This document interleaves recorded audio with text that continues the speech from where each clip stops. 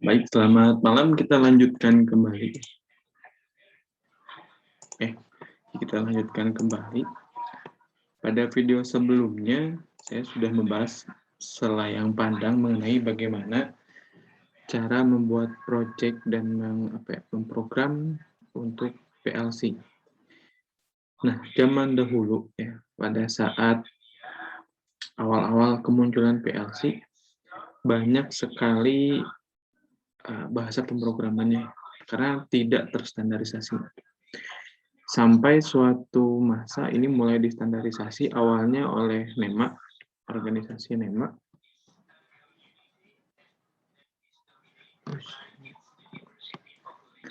Lalu di sekitar tahun 2000-an setelah proses yang panjang, muncullah suatu standarisasi bagaimana sebuah software PLC digunakan atau dibuat standarnya untuk bahasa pemrogramannya. Nah, itu nama dokumennya adalah IEC 6113 strip 31 strip 3, di mana pada dokumen ini terdapat 9 bagian dari part 1 sampai part 9, tapi yang kita concern itu di bagian programming language. Nah, menurut dokumen IEC ini, bahasa pemrograman untuk PLC itu secara garis besar dibagi menjadi dua, yaitu tekstual dan graphical. Untuk tekstual itu dibagi lagi, ada yang instruction list dan ada structure text. Dan untuk graphical ada ladder diagram dan functional block diagram. Yang instruction list ini kode pemrogramannya mirip dengan bahasa assembler jika teman-teman sudah pernah belajar microcontroller, khususnya memprogram menggunakan bahasa assembler. Dan untuk structure text ini lebih mirip ke bahasa basic ya. Ini contoh yang structure text. Itu lebih mirip ke bahasa basic, sedangkan untuk instruction list ini lebih mirip ke bahasa assembler. Nah, untuk graphical sesuai dengan judulnya, maka yang ditampilkan itu pemrograman berupa grafis, di mana bisa drag and drop. Bisa menggunakan ladder diagram ataupun functional block diagram. Untuk block diagram ini kurang lebih seperti ini, yang sudah pernah diperlihatkan pada video sebelumnya. Dan untuk functional block diagram kurang lebih seperti yang di bawah ini. Ya, ini seperti yang ini ya. Sebenarnya ada satu lagi namanya FC, itu gabungan antara graphical dan textual programming language. Kurang lebih tampilannya seperti berikut. Jadi ada step-nya, step 1, ada transition, dan ya 2 itu berarti ya, step dan transition. Jadi kalau step itu merupakan ladder diagram yang dieksekusi, lalu yang akan dieksekusi terus-menerus, tetapi ketika fungsi transitionnya ini terpenuhi, ya, fungsi transition yang terpenuhi, maka ladder block diagram ini stepnya tidak akan lagi dijalankan, melainkan yang akan dijalankan adalah step 2. Dan di step 2 ini dia akan menunggu sampai dengan transition 3 tertrigger sehingga akan berlanjut ke step 3. Nah, ini sebetulnya mirip dengan pada saat kita membuat arsitektur hardware menggunakan finite step machine ya. Jadi ada step, ada juga transition ya. Itu untuk yang dokumen ini sebetulnya lebih mengacu kepada bagaimana produsen PLC itu membuat sebuah software yang terstandarisasi softwarenya, sehingga tidak terlalu banyak programming language. Jadi mau itu dari Schneider, mau itu Omron, Mitsubishi, Toshiba, seharusnya sudah mensupport salah satu dari programming language yang distandarisasi pada dokumen ini.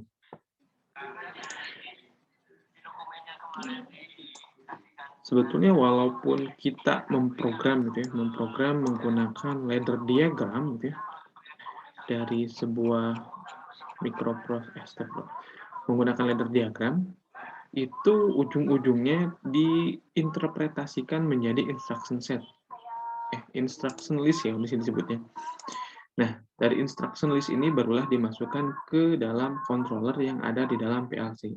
Sebetulnya PLC tersendiri itu otaknya itu menggunakan sebuah microcontroller. Nah, jadi walaupun itu ya kita memprogramnya menggunakan ladder, SFC ataupun menggunakan block diagram, oleh software bawaan pabrikan itu sebetulnya diinterpretasikan terlebih dahulu menjadi bahasa instruction list, di mana instruction list yaitu tergantung dengan instruction set yang didukung oleh CPU pada pada controller PLC yang kita gunakan.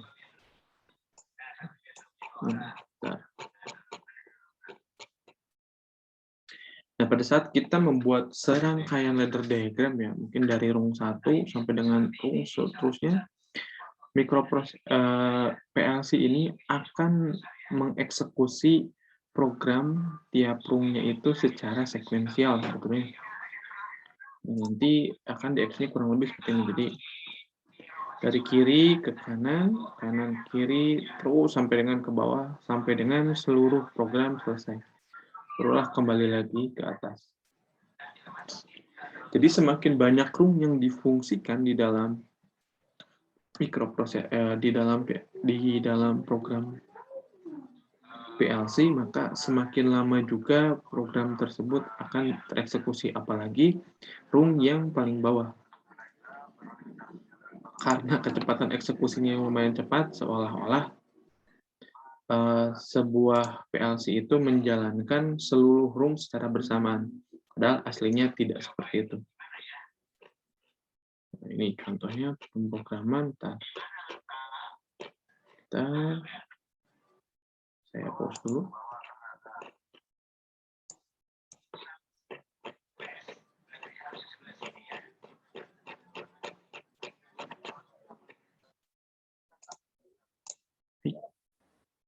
Ya, kita lanjut lagi. Ini struktur ketika kita membuat program menggunakan ladder diagram. Jadi input bit itu ditandai dengan tanda seperti ini simbolnya. Ini normally open dan ini normally close. Dan untuk output itu ditandai dengan tanda bulat atau tanda kurung, seperti tanda kurungnya. Nah, untuk special instruction, timer, counter, keep, dan lain-lain itu ditandai dengan kotak seperti ini. Nah, di sebelah sini itu ada left bus bar dan sebelah sini ada right bus bar. Satu ini disebut satu rung. Ini rung dan ini rung. Jadi semakin ke bawah berarti semakin banyak rungnya. Nah, power flow itu terjadi dari left ke right. Jadi kalau secara misalkan DC ya, tegangan DC ini tegangan positif dan ini tegangan negatifnya. Jadi arah arus itu dari left bar ke right bar.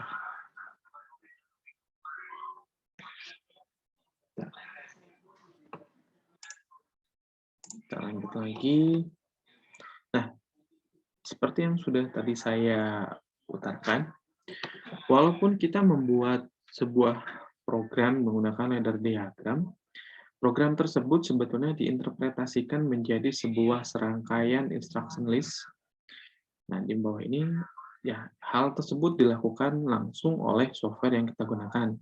Contohnya, jika kita menggunakan check programmer, berarti ya check programmernya melakukan penginterpretasian dari ladder diagram ini dijadikan sekumpulan instruction list. Instruction list berarti ya. Tuh. Jadi semakin panjang instruction list ini, maka kode program kita juga akan semakin lambat ya. Jadi semakin pendek instruction list, maka kode program kita akan berjalan lebih cepat. Sebentar.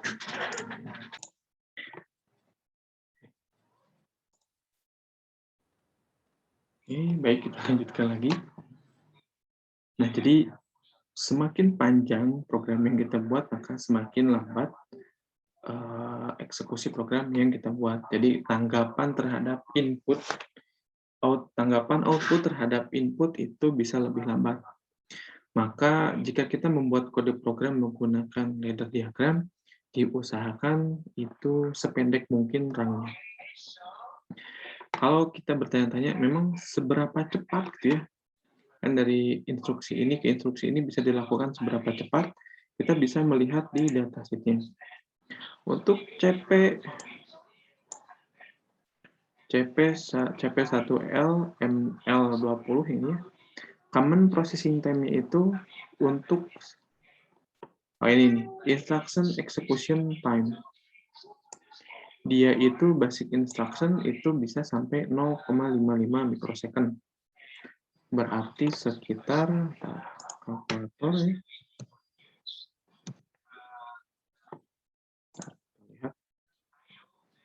Jadi satu instruksi ini bisa dieksekusi 0,55 mikrosecond. 0,5, 0,55, 0,55 ya. Dan untuk special instruction, nah special instruction ini saya juga belum tahu yang mana karena tidak dicantumkan special instruction-nya itu yang disebut special instruction itu yang mana, tetapi yang pasti ada di section 3 ini, special instruction. Itu bisa mencapai 4,1 mikrosecond. Tapi untuk yang biasa load dan lain sebagainya itu biasanya 0,55 mikrosecond.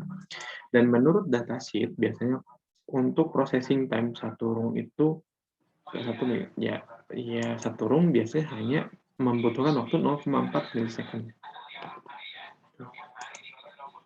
Oke. Nah, jadi diusahakan untuk kode program dibuat seminimal mungkin supaya tanggapan output terhadap input itu bisa semakin cepat. Nah, ini contoh signal flow-nya. Nah, ini beberapa konsep untuk pada saat kita membuat ladder diagram. Yang pertama, seperti sudah saya sebutkan, bahwasannya signal flow itu mengalir dari left bar ke right bar. Ini tidak bisa karena pada saat diterjemahkan dari ladder ke mnemonic ini terjadi kesalahan yang disebabkan karena bagian DE ini. Dan untuk yang circuit B ini karena bagian E ini tidak bisa dibuat di laddernya. Coba ini kan tidak ada yang menggak seperti itu. Maka baik circuit A atau circuit B ini harus dibuat ulang supaya wiring gitu.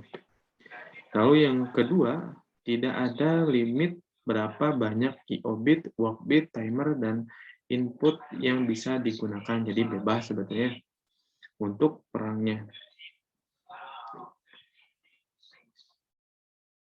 Dan tidak ada batasan berapa banyak jumlah jumlah input yang di seri ataupun diparalelkan. Jadi bebas gitu kan. Lalu bisa juga dua buah output itu bisa diparalelkan seperti berikut. Dan output itu bisa dijadikan sebagai input. Itu seperti yang telah saya tunjukkan pada video sebelumnya ketika membuat rangkaian latching. Jadi ketika ini on, ini ter-energize, maka kontak 102 juga akan ter-energize. Ketika ini menggunakan NO, maka pada saat kontak relay-nya ini ter-energize, maka ini akan berubah menjadi NC. Nah, ini adalah kalau yang tadi itu basic konsep untuk membuat program menggunakan ladder, dan yang di sini ini merupakan keterbatasan pada saat teman-teman tapi yang hal-hal yang harus dihindari. Pertama, jika teman-teman membuat rung baru, ini tidak boleh ada rung yang floating seperti ini. Ini tidak akan menyebabkan error. Jadi harus ada outputnya lah ya sebelah sini. Yang kedua, ini untuk input itu tidak boleh dilangsungkan dari left bar ke output dan langsung ke right bar. Tetapi ya minimal diberi saja sebuah komponen input walaupun itu tidak berpengaruh ya sebetulnya karena memang harusnya ya sudah ini langsung di on kan saja misalnya gitu ya, tetapi menurut secara aturan itu tidak diperbolehkan. Yang kedua, tidak boleh, yang ketiga, tidak boleh menyimpan input setelah komponen output. Jadi komponen input itu harus berada di sebelah kiri dan komponen output harus berada di sebelah kanan. Jadi tidak boleh ada komponen input setelah komponen output. Nah, satu buah alamat output itu tidak boleh di-drive atau di-energize kan oleh dua buah input seperti di tampilan berikut. Jadi satu buah output hanya boleh di-drive on-off-nya itu hanya oleh satu buah input saja. Maksudnya dalam satu buah rang saja gitu ya. Kan ini ada dua buah rang nih, rang. Ini rang 1 ya. Ini rang 2. Nah, ini tidak boleh gitu. Harus hanya satu rang saja, satu rang untuk satu output.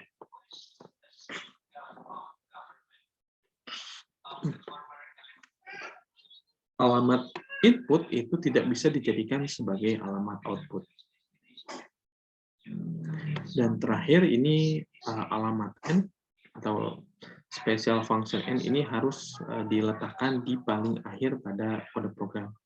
Secara default sebetulnya untuk fungsi ini sudah diletakkan di sini. Nah, jadi kalau teman-teman nanti membuat kode program, sebetulnya di section ini nantinya akan menyambung ke kode n di bawah sini. Jadi ini menampilkan akhir dari kode program. Oke. Nah, itu contoh mulai dari basic konsep dan keterbatasannya. Ini kalau teman-teman mau merubah kode program gitu ya, kode ladder menjadi instruction list. Jadi digunakannya itu load 00, load and load kalau nggak salah ini dirubah ya. Load lalu di-end-kan dengan 01 dan lain sebagainya sehingga didapatkanlah seperti ini. Oke, iya. Contoh-contohnya nanti akan saya upload saja. Oke. Sebetulnya di sini ada juga proses optimasi sebenarnya. Gimana ini? Nah, ini misalkan contoh kode program, ladder diagram baik yang sebelah, baik yang nomor 1 ataupun nomor 2 ini sebetulnya menghasilkan kode program yang sama saja sebetulnya. Namun, kecepatan eksekusi kode program 2 ini lebih cepat jika dibandingkan kode eksekusi nomor 1. Hal ini bisa dilihat jika teman-teman bisa menginterpretasikan kode ladder diagram dirubah menjadi instruction list-nya.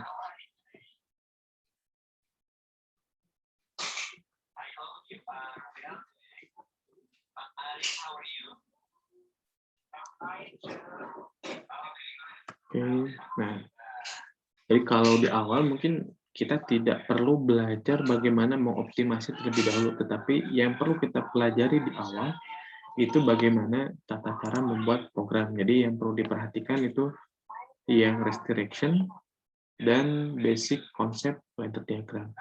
Dan untuk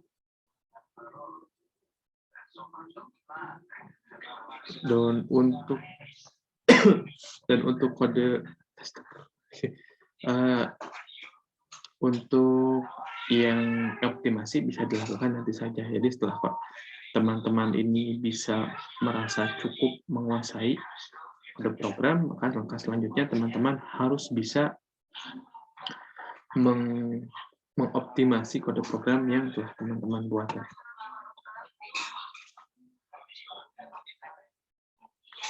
Oke.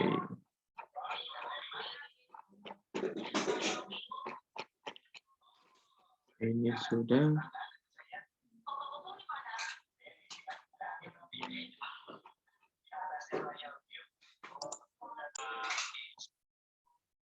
Oke, baik. Nah, setelah kita mengetahui langkah-langkah dan aturan-aturan pada saat membuat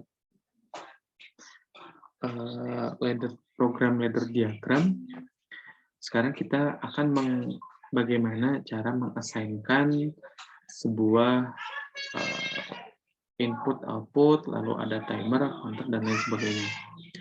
Nah, untuk komponen input bisa teman-teman lihat di manual programmingnya. Untuk I/O area, input area itu ada di 0 sampai dengan 99. Nah, yang digunakan secara default itu adalah CIO 0. Dan untuk output area itu ada di alamat 100 sampai dengan 199. Secara default, jika tidak menggunakan extension ataupun hal lain, maka yang akan kita akses adalah alamat 100. Dan untuk kontak bantu pada PLC CP1L ini ada di alamat 38.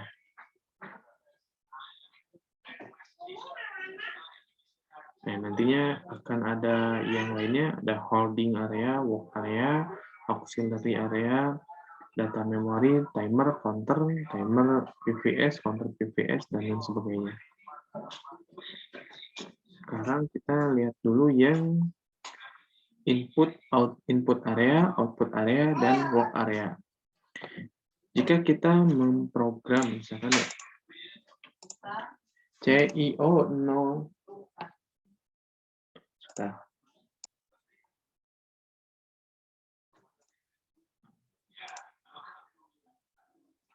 baiklah, sekarang yang kita bahas itu input area, output area, dan working area pada CIO area. Nah, kalau kita memprogram input area, maka yang kita manipulasi itu adalah terminal pada terminal inputnya. Sedangkan untuk output area, kita memanipulasi pada terminal outputnya. Maksud dari terminal itu adalah ini.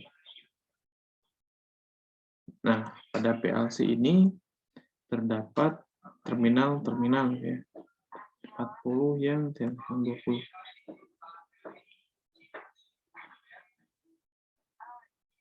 Input.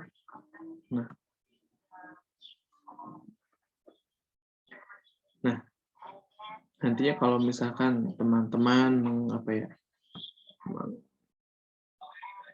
ini yang basic. Misal ini ya, teman-teman ini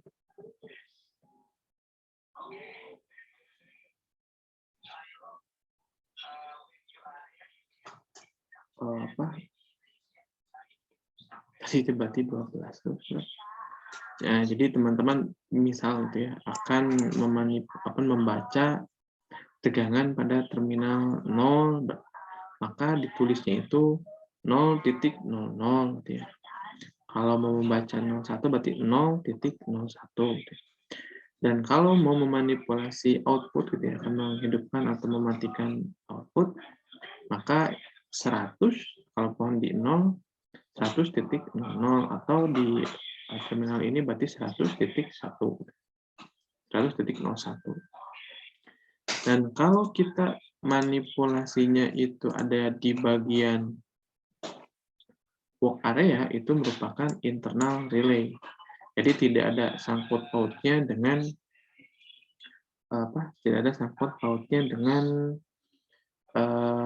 terminal yang sudah saya tunjukkan tadi. Nah, kita ambil contoh lagi ini ya. Dan kalau di sini ada 01, berarti saya membaca input di 00 dan di 01. Dan untuk yang di outputnya saya akan tidak langsung mendrive output ya, tetapi saya akan mendrive internal relay. Internal relay itu ada di 3800.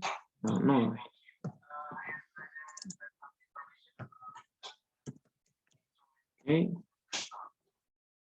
Nah, di rang pertama ya ini ya. Ini rang pertama. Saya akan membuat di rang kedua. Kontaks. Ini nilainya 38.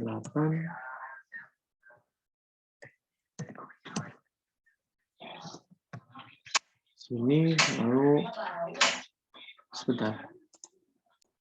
Ya. Nah, nantinya nantinya internal relay ini akan mendrive ke output terminalnya. Di mana output terminalnya? Yang akan saya drive itu di 100.00 gitu ya. Nah, oke. Kita simulasikan saja. Ketika S2 ini terenergize, misalnya kita set, maka internal relay 38 ini akan ter-trigger gitu ya, ter-energize, dan setiap kontak dari internal relay ini akan berubah kondisinya. Yang awalnya NO menjadi NC dan NC akan menjadi NO. Karena internal relay yang ini awalnya itu bernilai NO, maka ketika coil 38 internal relay 38 ini di-energize, maka dia akan berubah menjadi NC. Nah, karena dia ini holding, maka tidak akan bisa dimatikan. Nah, dari 38 ini bisa kita seperti yang sudah tadi disebutkan ya, bahwasannya output itu bisa dijadikan sebuah kontak ya. Dimana ketika outputnya ini tertrigger, maka nilai kontaknya akan berubah. Yang asalnya NO menjadi NC, dan NC akan berubah menjadi NO. Left bar ini, dan ini adalah right bar. Jadi flow-nya itu ada dari kiri kanan, kiri ke kanan. Lagi ya. Nah, untuk yang di sini ini S1 ya, dia itu nilainya berlawanan dengan yang ada di terminal. Jika di terminalnya itu tidak diberi trigger atau tidak di-energize, maka dia akan kontak. Tapi ketika input terminal 0.01-nya ini di-energize, kita set menjadi on, maka di sini dia akan menjadi NO. Jadi kalau ya, kalau kita kembalikan lagi, on kan, kita off kan. Mungkin untuk pemrograman lanjut, ini cukup sekian terlebih dahulu. Saya ucapkan terima kasih banyak atas perhatiannya. Assalamualaikum warahmatullahi wabarakatuh.